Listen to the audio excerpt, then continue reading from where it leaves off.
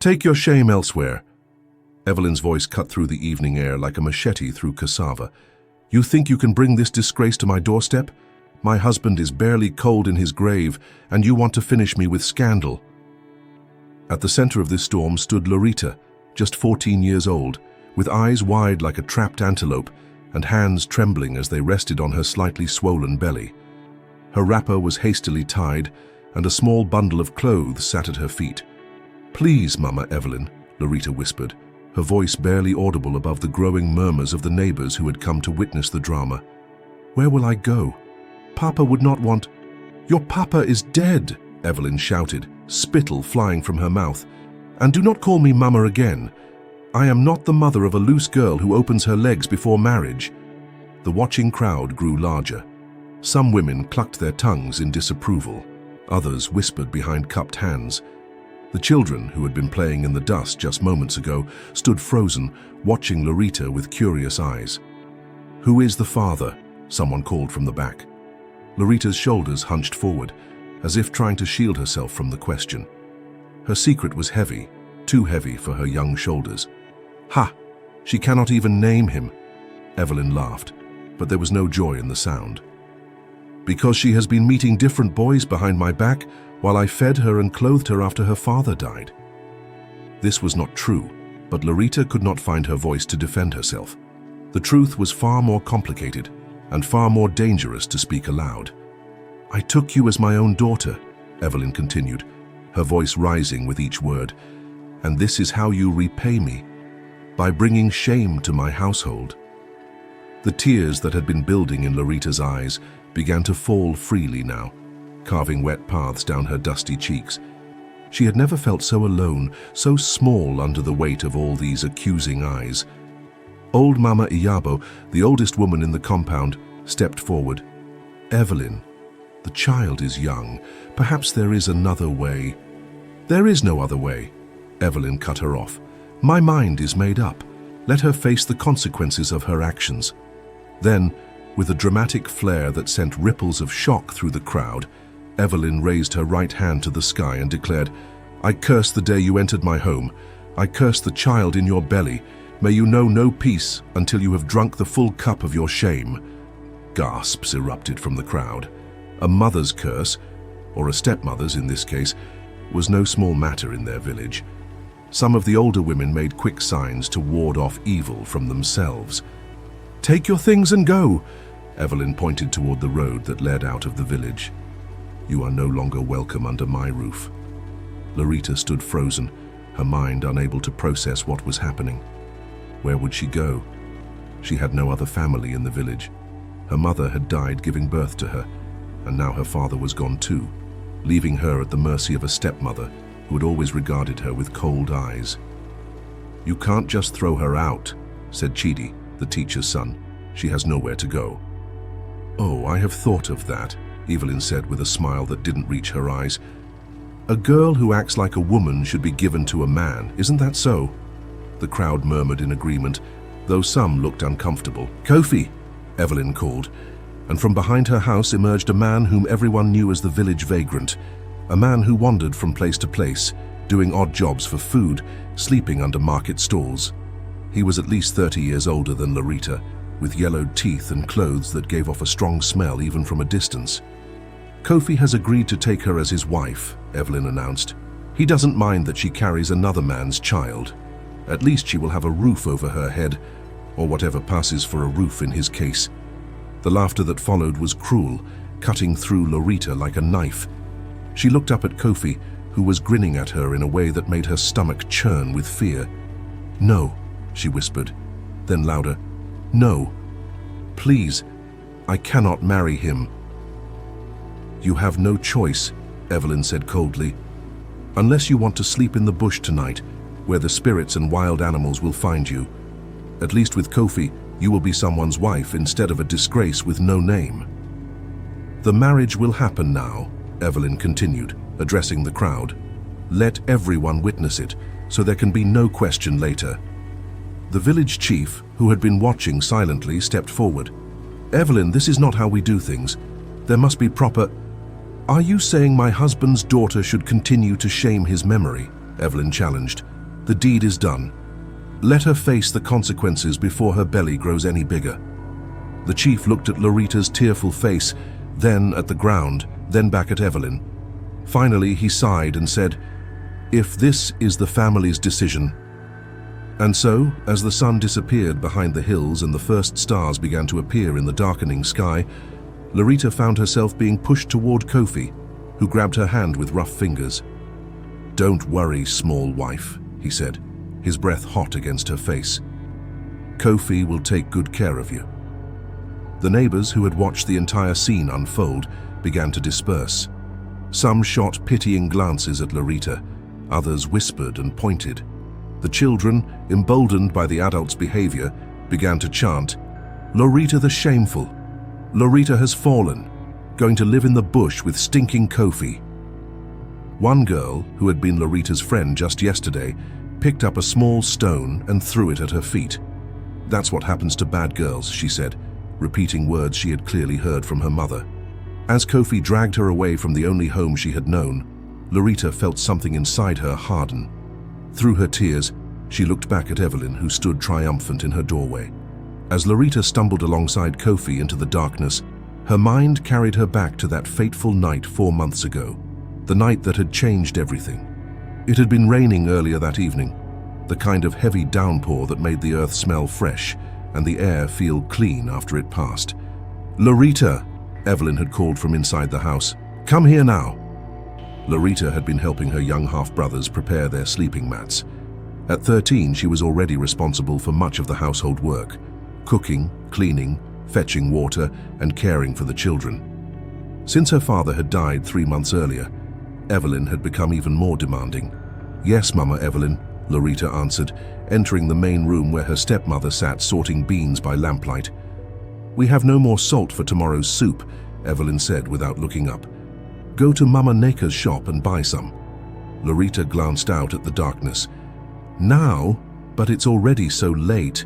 Can't we use—" The sharp sound of Evelyn's hand hitting the table cut her off. "Are you questioning me?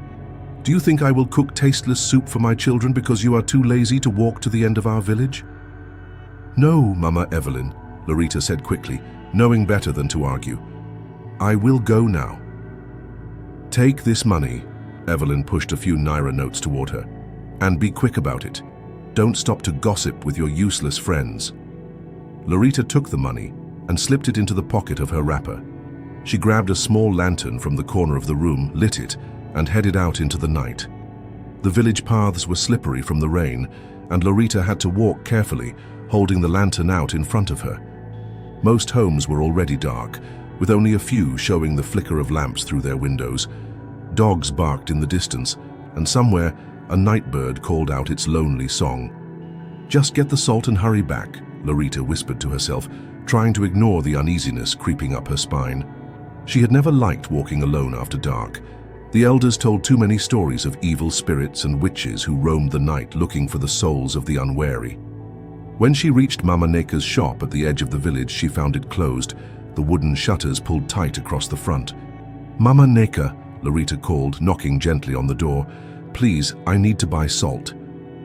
After a moment, a sleepy voice answered from inside. "Who is disturbing me at this hour?" "It's Lorita, daughter of late Mazi Okafor. My stepmother sent me for salt."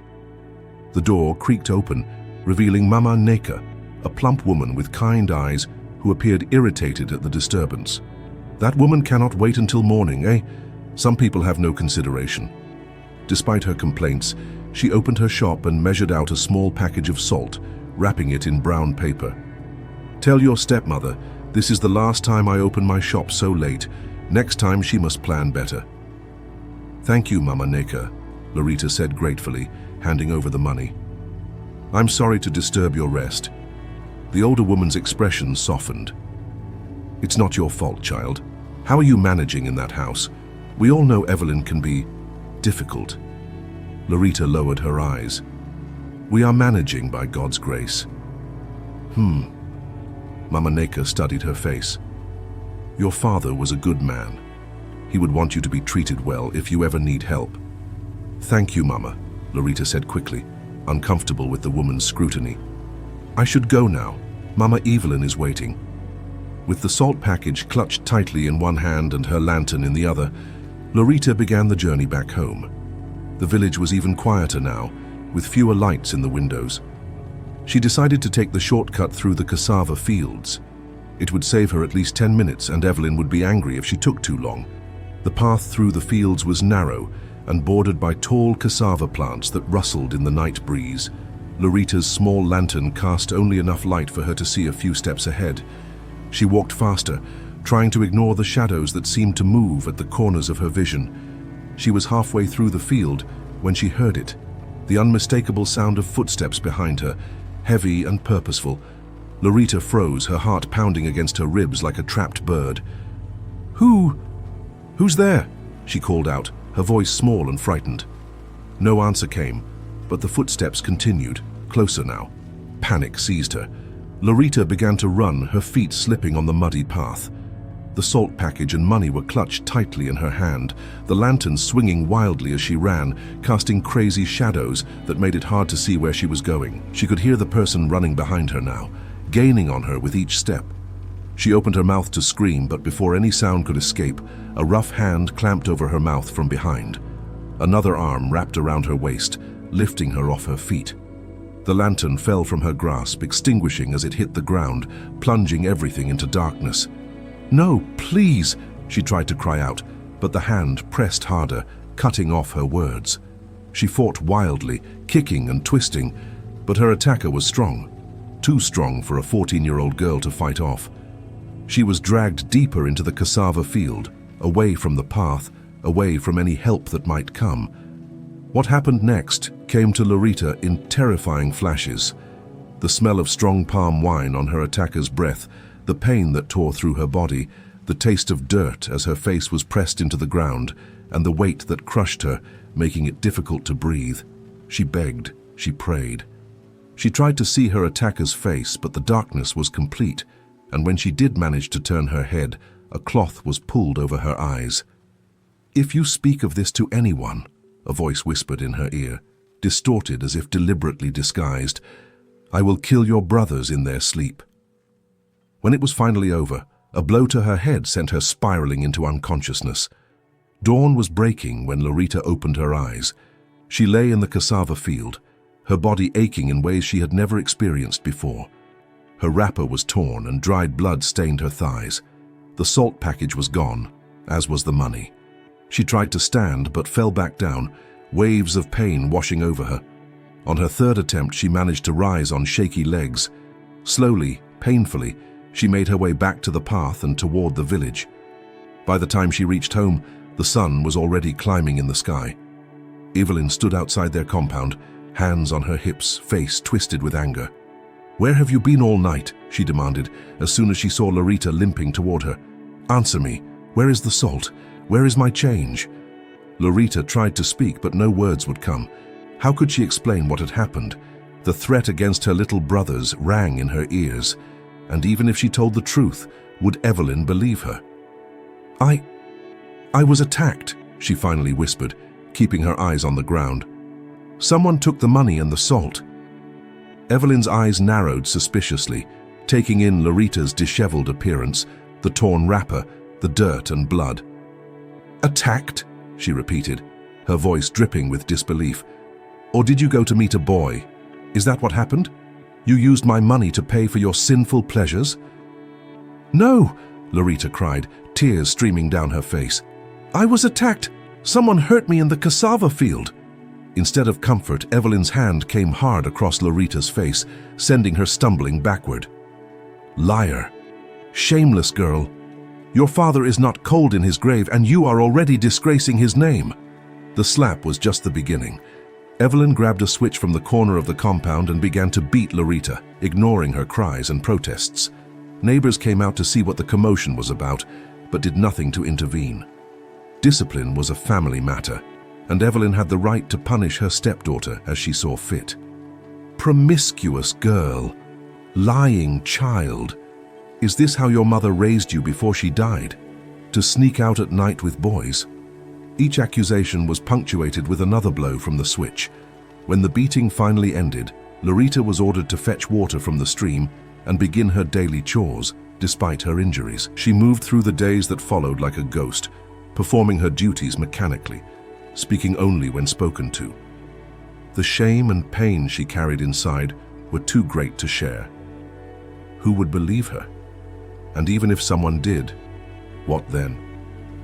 Weeks passed, and Lorita's body began to heal, though her spirit remained broken. Then, 2 months after the attack, she missed her monthly bleeding. At first she told herself it was nothing, just the stress of everything that had happened. But when another month passed with no sign, a terrible fear took root in her heart. It was Evelyn who noticed first, the slight swelling of Lorita's belly, the morning sickness she tried to hide. "Come here," Evelyn ordered one evening after the younger children had gone to bed. She grabbed Lorita's arm and pressed her hand against the girl's stomach. "Just as I suspected, you are carrying a child." Lorita's world collapsed around her. "No," she whispered, though she had already begun to fear the same. "It cannot be." "Do not play innocent with me," Evelyn hissed. "This is proof of your loose behavior, running around with boys at night while I feed you and clothe you out of the goodness of my heart." "It wasn't like that," Lorita tried to explain through her tears. "I was attacked." "Enough of your lies," Evelyn cut her off. "Tomorrow, everyone will know what kind of girl my husband brought into my home. Let them see the fruit of your shameful behavior."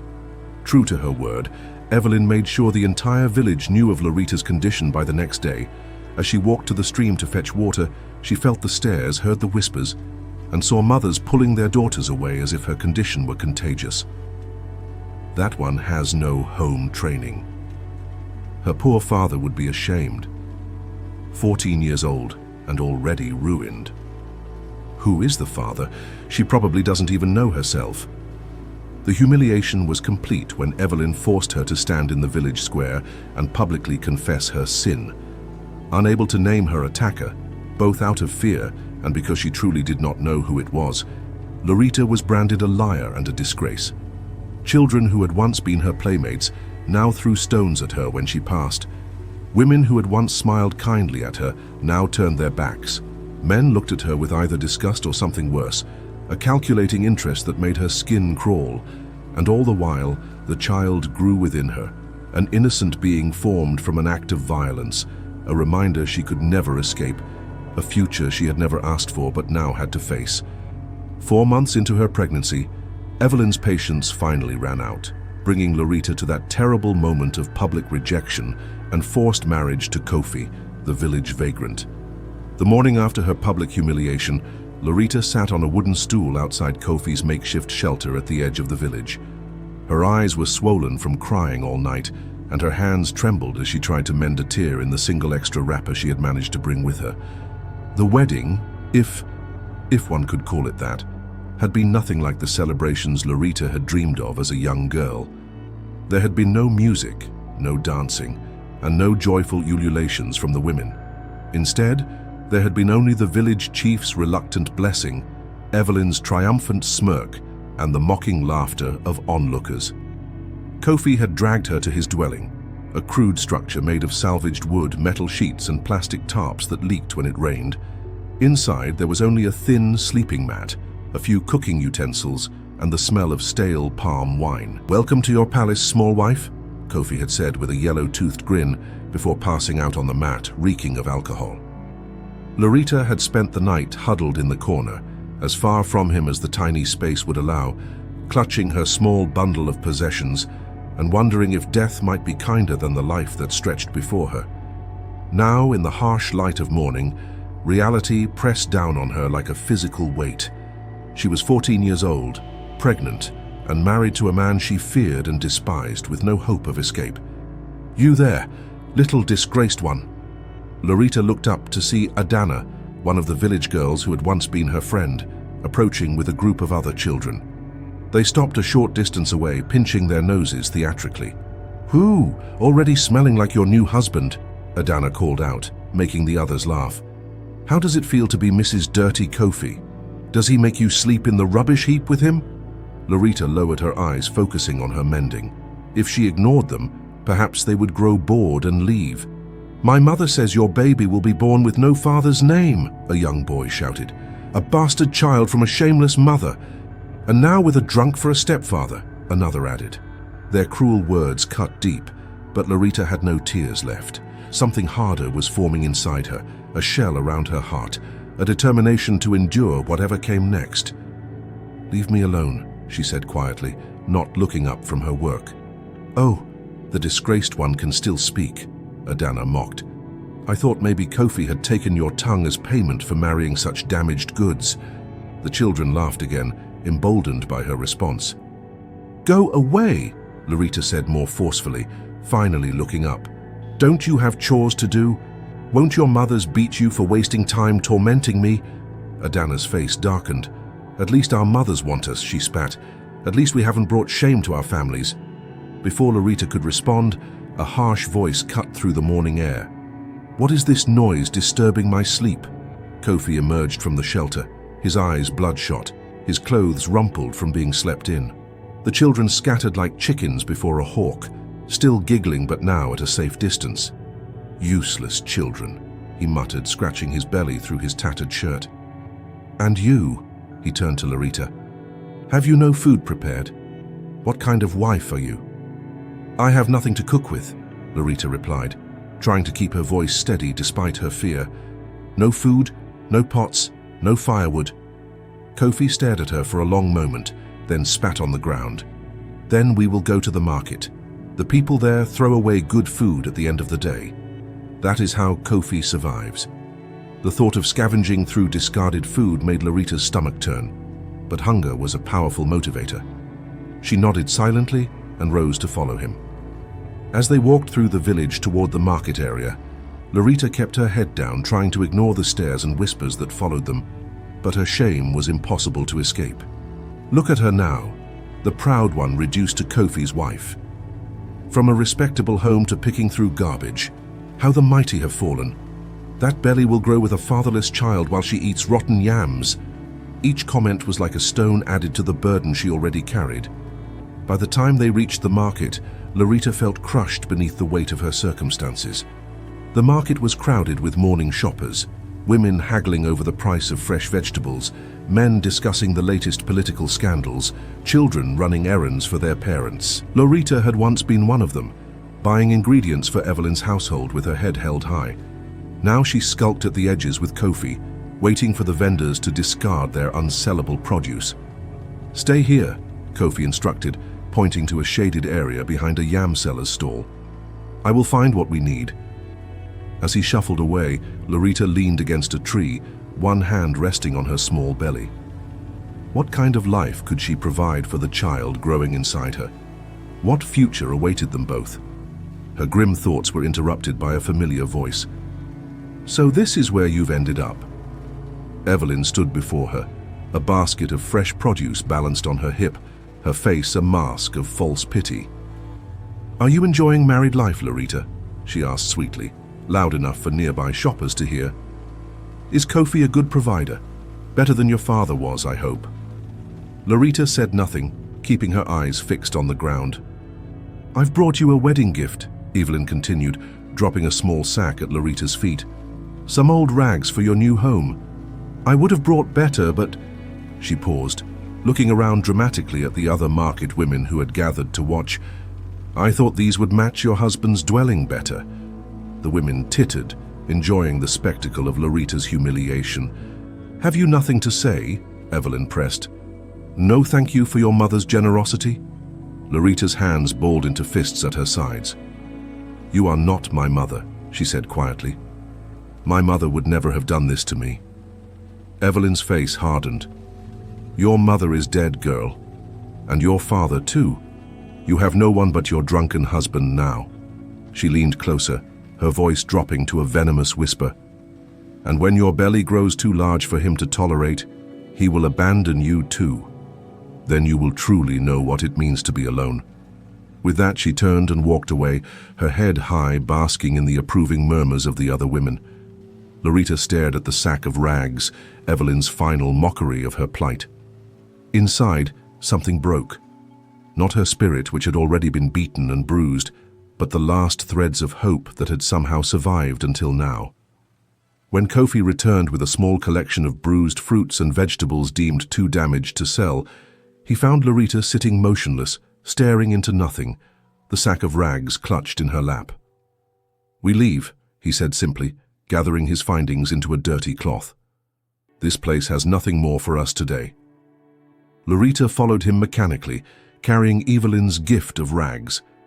As they walked back through the village, the jeers and mockery continued, but she no longer heard them. Inside her head was only silence, the quiet of complete despair. But when they reached the edge of the village, Kofi did not turn toward his shelter. Instead, he continued walking, heading toward the forest path that led away from Abaji. "Where are we going?" Lorita asked, her voice dull and empty. "Away from here," Kofi replied without looking back. "Too many eyes, too many mouths. We go somewhere else now." Fear flickered briefly through Lorita's numbness. The forest? Was he taking her into the wilderness to abandon her? Or worse? "I cannot walk far," she said, one hand protectively covering her belly. "I am tired and—" "You will walk," Kofi cut her off, "or you will stay and face your stepmother's cruelty alone. Choose now." What choice did she have? With a deep breath, Lorita adjusted her small bundle of possessions and followed Kofi into the forest.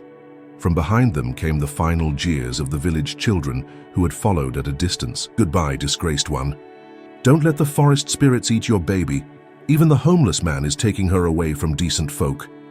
Their voices faded as the forest path wound deeper among the trees, taking Lorita away from everything she had ever known, the only home she had ever had, despite its cruelties, and into a future shrouded in uncertainty. The forest closed around them like a living thing, thick foliage blocking out much of the afternoon sun. Lorita stumbled along behind Kofi, her feet catching on exposed roots, her thin sandals providing little protection against the rough terrain. They had been walking for over an hour, and her body ached with exhaustion. "Please," she finally gasped, leaning against a tree trunk. "I must rest, just for a moment." To her surprise, Kofi stopped immediately. "Yes," he said, his voice somehow different, clearer, more articulate than before. "We can rest here. We're almost there anyway." Lorita sank to the ground, grateful for the respite. She watched with confusion as Kofi straightened his posture and pulled a small device from his pocket, something that looked like the mobile phones the wealthier villagers owned. "What is that?" she asked, her fear returning. "Who are you talking to?" "Patience, Lorita," he replied, and the gentle way he said her name made her look at him more closely. Gone was the slouch, the bloodshot eyes, and the trembling hands of a habitual drunk. The man who stood before her now had clear eyes and a steady gaze. Before she could question him further, he spoke into the device. "We're approaching the clearing. 5 minutes." He listened for a moment, then nodded. "Yes, she's with me." "No, we weren't followed." Lorita struggled to her feet, panic rising in her chest. "What is happening? Who are you really?" Kofi, or whoever he was, turned to her with a gentle expression that seemed entirely out of place on the face she had come to fear. "I know you're scared," he said quietly. "You have every right to feel this way, after everything you've endured. But please trust me for just a little while longer. I promise you are safe now." Something in his voice, a sincerity she hadn't heard from anyone in months, made Lorita pause. She nodded slowly, though her body remained tense, ready to flee if necessary. They continued walking, but now Kofi moved with purpose, leading her along a barely visible path that wound between ancient trees. The forest grew less dense, and suddenly they emerged into a small clearing bathed in late afternoon sunlight. Wanting to see what would happen next? Subscribe to this channel to get to listen to more of our upcoming exciting stories. Click on the subscribe button. Thank you. Lorita gasped at what awaited them. Parked in the center of the clearing was a gleaming black SUV, the kind she had seen only in magazines or when important government officials visited the nearby city. Beside it stood 2 men in crisp suits, their posture alert and professional. "Welcome back, sir," one of the men said, stepping forward to open the vehicle's rear door. "Everything is prepared as you requested." "Sir?" Lorita looked at Kofi in bewilderment. The vagrant, the village drunk, is being addressed with such respect. "Thank you, Daniel," Kofi replied, his voice now completely transformed. Educated, commanding, with none of the slurred speech pattern she had come to associate with him. He turned to Lorita and extended his hand. "Please, come with me. I know you have questions." Lorita hesitated, her mind racing to make sense of what was happening. Was this some elaborate trap? Had she been sold to wealthy strangers for some dark purpose? "Who are you?" she asked again, her voice barely above a whisper. The man she knew as Kofi smiled, not the leering grin of the village drunk, but a warm, reassuring smile that reached his eyes. "My name is Kofi Jonathan," he said. "I am the CEO of Akantuo Motors, the largest automobile manufacturing company in West Africa." He gestured to the SUV. "One of our models, in fact." Lorita's legs nearly gave way beneath her. "But the village? Everyone knows you as a homeless drunk," he finished for her. "Yes, that was necessary for what I needed to do in Abaji."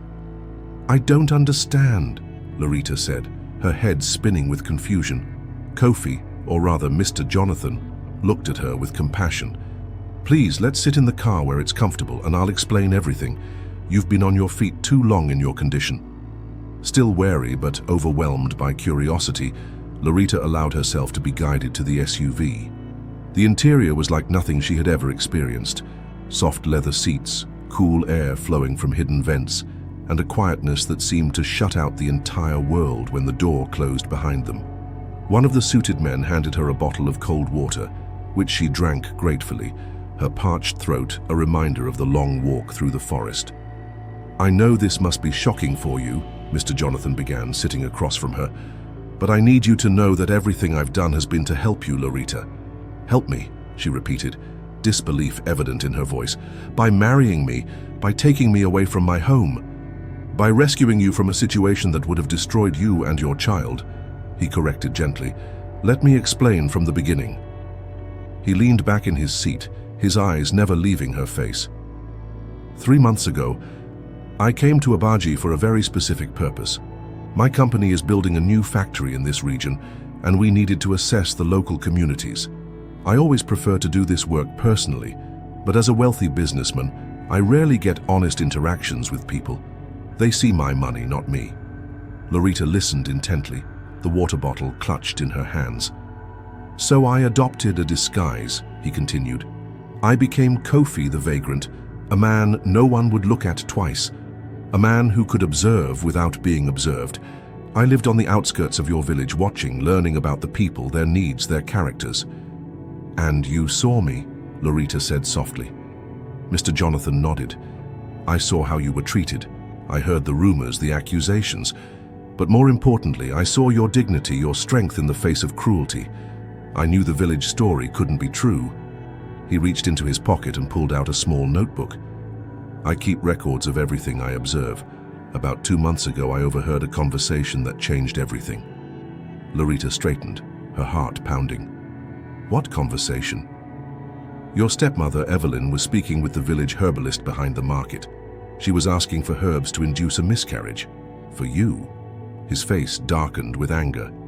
The herbalist refused, saying the pregnancy was too advanced, but Evelyn was determined to rid herself of the problem, as she put it. Tears sprang to Lorita's eyes. Even knowing Evelyn's hatred for her, this revelation cut deep.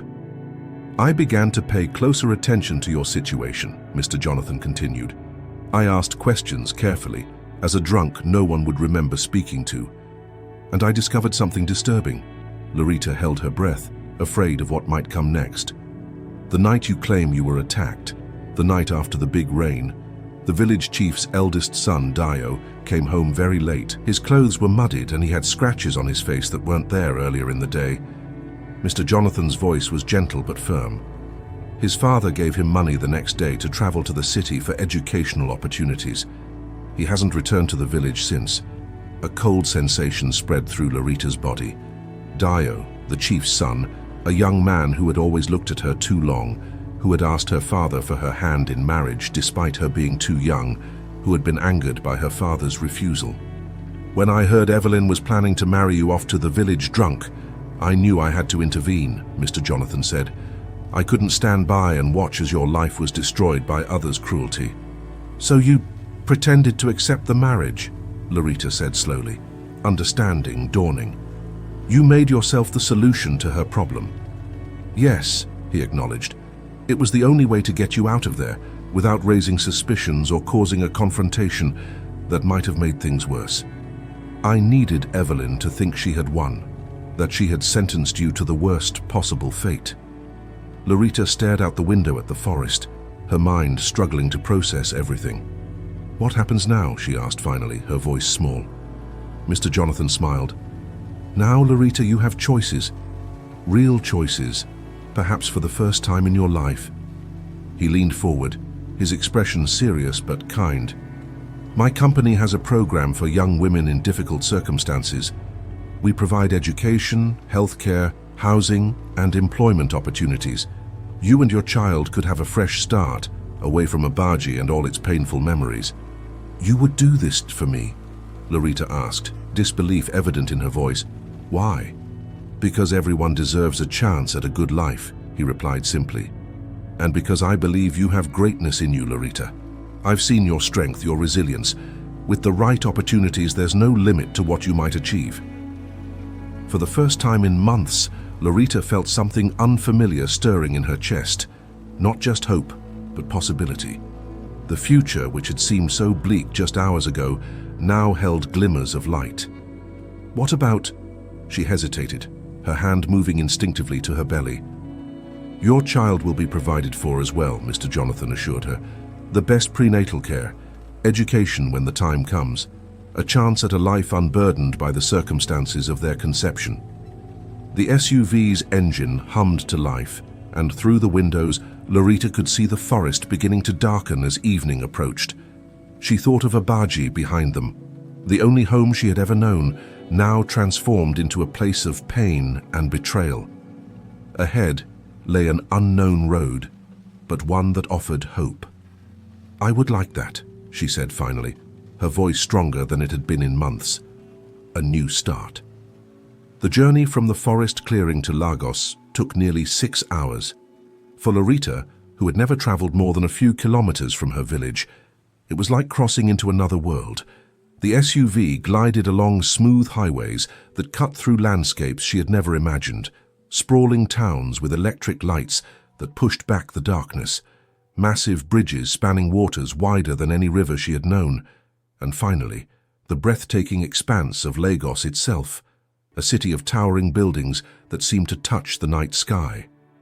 "Are those houses?" she whispered, pressing her face against the window as they drove through Victoria Island, where skyscrapers glittered with 1,000 lights.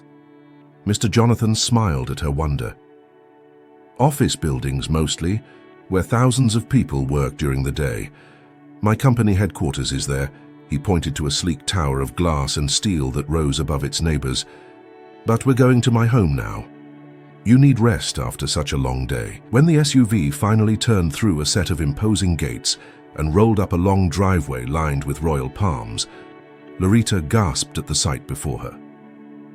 Mr. Jonathan's home was a mansion that would have housed her entire village with room to spare, a gleaming white structure with elegant columns, wide verandas, and gardens that were visible even in the soft lighting that illuminated the grounds. "This is where you live?" she asked, her voice barely audible. "One of my homes," he acknowledged. "I travel frequently for business, but this is where I spend most of my time in Nigeria." As the vehicle came to a stop at the entrance, the front doors of the mansion opened, and a middle-aged woman in a simple but elegant dress emerged. "Loretta, this is Mrs. Adeyemi," Mr. Jonathan said as they exited the SUV. "She manages my household and will be taking care of you while you're here." Mrs. Adeyemi's face was kind but businesslike as she assessed Loretta's disheveled state. "Welcome, child," she said warmly. "You must be exhausted.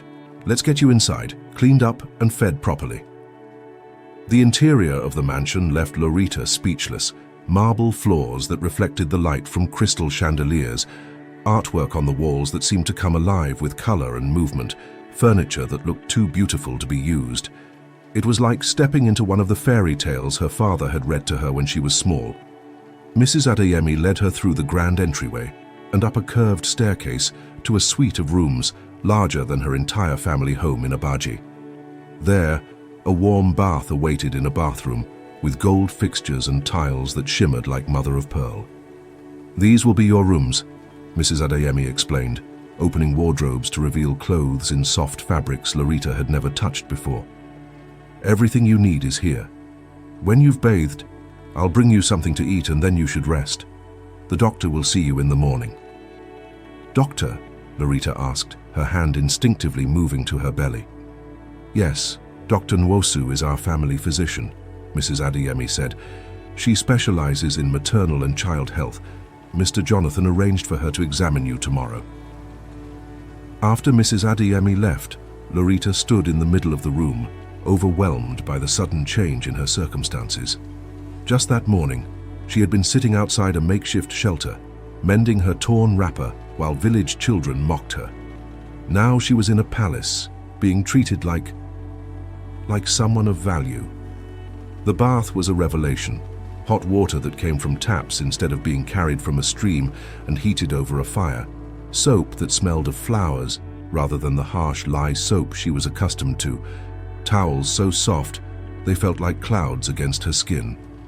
After bathing, she found a nightgown laid out on the bed, pale blue silk that flowed over her small, pregnant frame like water. Mrs. Adeyemi returned with a tray of food: jollof rice with tender chunks of chicken, fresh vegetables prepared with delicate spices, and for dessert, slices of mango and pineapple arranged like flowers on a plate. Lorita tried to eat slowly to show good manners, but hunger won out. It was the first proper meal she had eaten in months. "Eat all you want, child," Mrs. Adeyemi said with a smile, noticing her hesitation. "There's plenty more in the kitchen. You're eating for two now." That night, lying in a bed so soft it seemed to embrace her, Lorita stared at the ceiling, trying to make sense of how her life had changed so completely in a single day. Was this real? Or would she wake tomorrow to find herself back in Kofi's shack, the taste of discarded yams bitter in her mouth? Sleep came eventually, dreamless and deep. The next morning brought more wonders. Breakfast on a sunny veranda overlooking gardens bursting with bougainvillea and hibiscus. Then the promised visit from Dr. Nwosu, a gentle-voiced woman with clever hands who examined Lorita thoroughly. "You're approximately 4.5 months along," the doctor confirmed, using a strange instrument to listen to the baby's heartbeat. "Despite the hardships you've endured, your baby seems strong, but you're undernourished and anemic. We'll need to address that immediately." In the days that followed, Lorita's life fell into a rhythm unlike anything she had known before. Nutritious meals arrived at regular intervals. She received vitamins and supplements to strengthen her body. Mr. Jonathan arranged for a tutor to continue her education, which had been interrupted when her father died. "You have a quick mind," her tutor, Miss Obi, observed after their first week of lessons. "With proper schooling, you could achieve anything you set your heart on." Such praise was foreign to Lorita, who had grown accustomed to Evelyn's constant criticism. At first, she didn't know how to respond. But gradually, she began to believe that perhaps there was truth in these kind words. Mr. Jonathan himself was often away on business, but when present, he checked on her progress regularly. He never treated her with pity, which she appreciated most of all. Instead, he spoke to her as an equal, asking her opinions on what she was learning and encouraging her to think beyond the limitations that had been placed on her in Abaji. "Your life is your own now, Lorita," he told her one evening as they walked in the garden. "The past can teach us, but it doesn't have to define us." As her belly grew, so did her confidence. The household staff treated her with respect, not as the disgraced girl from the village, but as someone worthy of care and attention. For the first time since her father's death, Lorita began to feel safe. When she was 7 months pregnant, Mr. Jonathan surprised her with a newly furnished nursery adjoining her bedroom, a sunny room painted in soft yellows and greens, with a hand-carved wooden crib, stuffed animals arranged on shelves, and books filled with colorful pictures. "This is too much," she protested, tears filling her eyes as she ran her fingers over the tiny clothes folded neatly in drawers. "I can never repay such kindness." "It is not a debt," he assured her. "Consider it an investment in 2 futures. yours and your child's. As her due date approached, Lorita found herself thinking often about the baby growing inside her. Despite the violent circumstances of conception, she had come to love this small being who kicked and turned beneath her heart. She spoke to the child when she was alone, telling stories her father had told her and singing the lullabies she remembered from her own early childhood. "You will have a different life," she promised her unborn child. "A life of choices and opportunities, a life where you are loved for exactly who you are." Labor began unexpectedly, one rainy afternoon in her 8th month. Dr. Nwosu was called immediately, and Lorita was moved to a fully equipped medical room that Mr. Jonathan had prepared in the east wing of the mansion. Despite being premature, the birth progressed well. After 6 hours of labor, Lorita delivered a tiny but perfectly formed baby boy. "You have a son," Dr. Nwosu announced, placing the squalling infant on Lorita's chest. A fighter, this one. Looking down at the small, wrinkled face of her child, Lorita felt a love so powerful it threatened to overwhelm her. This was her son, hers to protect, hers to raise, hers to love without condition. "Omena," she whispered, naming him after her father. "My Omena." The weeks following Omena's birth were a blur of midnight feedings, diaper changes, and the discovery of new motherhood. Though he had been born early, Omena thrived under the constant care of Lorita and the medical team Mr. Jonathan had engaged. He gained weight steadily, his cry grew stronger, and his dark eyes began to focus on the world around him. For Lorita, those early days of motherhood brought healing she hadn't known she needed. Each smile from her son, each tiny grasp of his fingers around hers, helped to mend something broken inside her. The trauma of the assault began to recede, not forgotten, but no longer defining her every waking moment. Mr. Jonathan kept his distance during this intimate time, but made sure they wanted for nothing. When Omena was a month old, he visited the nursery, bringing a gift, a silver rattle engraved with the baby's name and birth date. "He looks like you," he observed, watching as Lorita fed her son. "He has your eyes." "And my father's chin," Lorita added softly. "I see my family in him, not the other." Understanding passed between them without need for further words. As Omena grew, so did Lorita's determination to build a future worthy of him. She threw herself into her studies with renewed purpose, knowing that education was the key to independence. Mr. Jonathan, seeing her commitment, spoke of college possibilities in the future, of career paths she might consider. "I want to help other girls," she told him one day, surprising even herself with the certainty of this ambition. "Girls like me who have no voice, no choices. I want to make sure they know they matter." "A noble calling," he agreed, "and one the world desperately needs." By the time Omena was 3 months old, he had become the center of the household's attention. He was an easy baby with a ready smile and curious eyes that seemed to drink in everything around him. Lorita kept him close, rarely allowing anyone else to care for him for more than an hour or two. The bond between them was palpable, a connection forged through shared survival. "You're doing wonderfully with him," Dr. Nwosu commented during a routine checkup. "But remember to rest when you can. New mothers need strength for themselves as well as their babies." Life had settled into a new normal that Lorita had never imagined possible a year earlier. She was 15 now, a mother, a student with promising prospects, living in surroundings that still sometimes felt unreal in their luxury. The nightmares about the assault came less frequently. The pain of Evelyn's betrayal had dulled to an occasional ache rather than a constant wound. She was healing. She was growing. She was beginning to envision a future filled with possibility rather than dread. And then, without warning, tragedy struck. It began as an ordinary day. Lorita had fed Omena his morning meal and laid him down for his nap in the nursery while she worked on an essay for her tutor.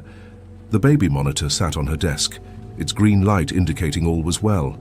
She checked on him once, found him sleeping peacefully, his tiny chest rising and falling in the rhythm she had come to know by heart. 2 hours later, when she went to wake him for his next feeding, something was wrong. Omena lay too still, his skin cool to the touch, his lips tinged with blue. "No," she whispered, then screamed. "No! Omena, wake up, baby! Wake up for Mama!" The household erupted into chaos. Mrs. Adeyemi called for Dr. Nwosu, while the security staff tried to reach Mr. Jonathan, who was away at a business conference. Lorita refused to let go of her son, clutching his small body to her chest, rocking him, begging him to breathe, to cry, to give any sign of life. But there was none. By the time Dr. Nwosu arrived, it was clear that nothing could be done. Omena was gone. "Sudden infant death syndrome," the doctor explained gently after examining the baby. "There was nothing you could have done, Lorita. Nothing anyone could have done." The words meant nothing to her. All Lorita knew was that her son, her reason for living, her hope, her future, had been taken from her. The universe that had seemed to be righting itself after months of cruelty had tilted again, plunging her into darkness deeper than any she had known before. The next days passed in a fog of grief so thick Lorita could barely breathe through it. She refused to leave her room, rejected food, spoke to no one. When Mr. Jonathan returned and came to see her, she turned her face to the wall, unable to bear even his compassion. "Lorita, please," he begged, "let us help you through this." "There is no through this," she responded, her voice hollow. "There is only this pain, forever."